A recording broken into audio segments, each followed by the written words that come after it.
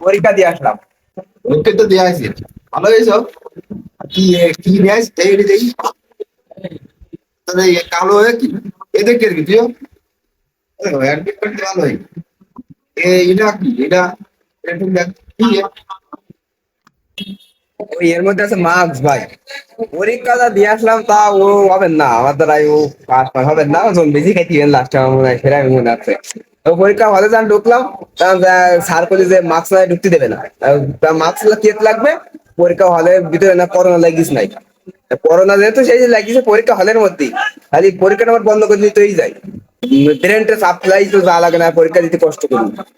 স্যারেরা এই জিনিসটা বুঝতেছ না। তা তো পেনটা চাপ পড়ে যাচ্ছে। পরীক্ষা হলে তো তোমার তো ভালো হতো। আরে একটু ভালো করে পড়, মানে ভালো করে পড়লি পাস করতে পারবি না, পাস করলি 10 লাখ টাকা দিয়ে চাকরি ধরতে পারবি না। আর যদি জানাতে না পাস করিস তাহলে তোর নিজে খাইতে হবে, বাটার কাজ করতে হবে না। মেলা দোয়া করিলাম বা আল্লাহর কাছে মানে পরীক্ষাটা যেন পিছই যায়, নামাজ পড়িয়ে দোয়া করিলাম। তা যে পরীক্ষা দিয়ে আসলাম ভাই, আল্লাহ আমাকে সেই জানে যে চারাঙ্গু কপালে যে কি আছে, আল্লাহ যে কি লিখেছে, এই চিন্তায় মাথা খারাপ হয়ে যাচ্ছে ভাই। তাহলে আর কষ্ট করে কেটে পরীক্ষা দিতে আমার কাছে লস না। বাড়িতে আসতে যাচ্ছে খাচ্ছি যাচ্ছে লস হয়ে যাচ্ছে বলে কেউ দিতে হবে না। কালকে তো দোকানে আসিস কেন? ভাই আপনি আমার জন্য ইঞ্চি পরিমাণে একটু দোয়া করে দেন ভাই, তাহলে আমি যেন পাসটা করতে পারি ভাই। আপনার কাছে এছাড়া আমার কোনো কিছু চান নেই ভাই। আর আপনি একদিন কইলেন না যে গরিবের দোয়া কাজে লাগে, তা আপনি গরিব মানুষ আমার জন্য একটু দোয়া করে দেন, আপনার দোয়া আমার কাজে লাগবে না ভাই।